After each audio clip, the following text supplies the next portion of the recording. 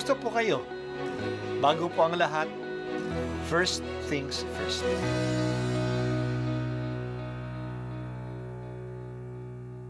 Good morning po. Sinisimulan po natin ngayon ang first things first. At dito po, tinatalakay natin sa unang bahagi ng umaga natin ay ang first readings na binabasa po sa banal na misa. Ito pong tinatalakay natin kasi madalas po kasi marami na tayong alam tungkol sa gospel readings. Pero konti po ang nagsasalita sa first readings. Pero ang first readings, bahagi din po yan ng Biblia, ng banal na kasulatan. Kaya susubaybayan po natin ang mga first readings. Basahin po natin at kuminsan kailangan ng basahin ng 2 o 3 beses bago maintindihan kasi hindi po tayo familiar sa mga istorya at sa mga kaisipan na tinatalakay dito. Ang pagbasa mula sa sulat ni Apostol San Pablo sa mga taga-Efeso. Mga kapatid, marahil naman nabalitaan na ninyong dahil sa kagandahang loob ng Diyos ay ipinagkatiwala niya sa akin ang tungkuling ito para sa inyong kapakinabangan. Ipinahayag sa akin ng Diyos ang kaniyang lihim na panukala tulad ng nabanggit ko na sa dakong una. At habang binabasa ninyo ito, malalaman ninyong nauunawaan ko ang hiwaga tungkol kay Kristo. Ang hiwagang ito'y hindi ipinaalam sa mga tao noong mga nakaraang panahon. Ngunit inihayag ngayon ng Diyos sa pamamagitan ng Espiritu sa kaniyang mga banal na apostol at mga propeta. At ito ang lihim sa pamamagitan ng mabuting balita. Ang mga hentil, tulad din ng mga Hudyo, ay may bahagi sa mga pagpapalang mula sa Diyos. Mga bahagi rin sila ng iisang katawan at kahati sa pangako ng Diyos dahil kay Kristo Jesus. Sa kagandahang loob ng Diyos, ako'y ginawa niyang lingkod para sa mabuting balita sa pamamagitan ng kaniyang kapangyarihan. Ako ang pinakahamak sa mga hinirang ng Diyos. Gayon may minarapat niyang ipagkaloob sa akin ang gawaing ito. Ipinahayag sa mga hintilang mabuting balita tungkol sa masagana at di malirip na pagpapalang nagbubuhat kay Kristo at ipaliwanag sa lahat kung paano isasagawa ang lihim na panukala ng Diyos. Ito'y matagal na panahong inilihim ng Diyos na lumikha ng lahat ng bagay upang sa pamamagitan ng simbahan ay maipakilala ngayon sa mga pinuno at mga may kapangyarihan doon sa kalangitan ang walang hanggang karunungan ng Diyos na nahahayag sa iba't ibang paraan. Alinsunod ito sa walang hanggang panukala na isinakatuparan niya kay Kristo Jesus na ating Panginoon. Dahil sa ating pakikipag-isa at pananalig sa Kanya, makalalapit tayo sa Diyos ng panatag ang loob. Ang salita ng Diyos. Salamat sa Diyos.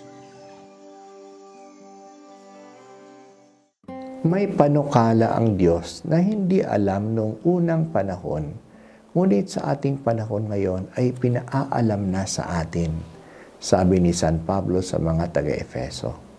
Hindi ito alam noong una kasi hindi pa handa ang mga tao. Kaya para itong isang lihim sa kanila. Ito ang lihim sa pamamagitan ng magandang balita.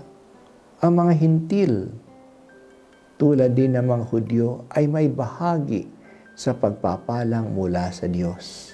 May bahagi din sila ng iisang katawan ni Kristo at kahati sa pangako ng Diyos mula pa kay Abraham dahil kay Hesukristo. Ang akala noon na ang mga Hudyo lang ang tagapagmana ng mga pagpapala ng Diyos na ibinigay niya kay Abraham. Sila lang ang makakakilala sa iisang Diyos. Sila lang ang makatatanggap ng kaligtasan na ipinangako ng Diyos.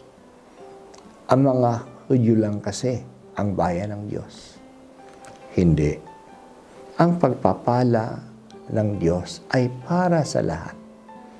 Ang mga Hudyo lang ang tulay na makarating ito sa lahat.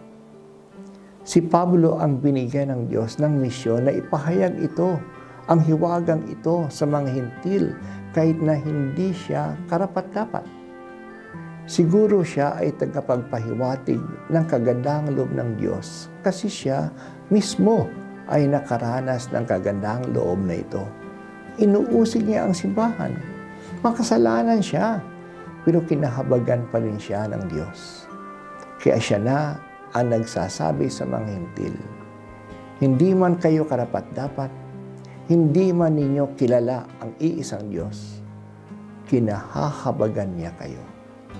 Manalig na kayo sa Kanya. Dahil sa ating pakikisa kay Kristo at dahil sa ating pananalig sa Kanya, makalalapit na tayo sa Diyos na may panatag na kalooban. Sinabi ni Jesus na siya ang daan, ang buhay at ang katotohanan. Makalalapit lamang tayo sa Diyos Ama sa pamamagitan niya. Kaya kapag tinatanggap natin siya, tinatanggap natin ang Diyos Ama. Si Jesus ang paraan patungo sa Diyos Ama. Kaya palaging hinikayat ni San Pablo ang mga hintil na tanggapin na si Jesus. Maniwala na sila sa Kanya. Sa ganitong paraan, makalalapit sila sa Diyos at matatanggap nila ang lahat ng mga pangako niya sa Kanyang bayang Israel. Magiging bahagi na rin sila kahit na sila ay galing sa mga hintil sa isang bayan ng Diyos na hindi nila kilala ang Diyos. Ngunit ngayon, iisang bayan na lang sila. Hindi na sila kaiba sa mga Hudyo sa mata ng Diyos. Ang mensaheng ito ay para sa ating lahat hanggang sa ating panahon ngayon. Si Jesus ang susi ng ating kaligtasan at ng ating kabanalan. Tanggapin natin siya. Sundin natin ang mga salita niya. Gayahin natin siya. Yan ang pagiging Kristiyano. San Pablo, ikaw ang binigyan ng misyon na ipahayag ang kaligtasan ng mga hintil sa pamamagitan ng pagtanggap nila kay Jesus. Ipagdasal mo kami ngayon na pagsikapan din naman namin na ipahayag si Jesus at sikapin namin maging malapit sa Kanya sapagkat siya lang ang makapag-iisa sa amin.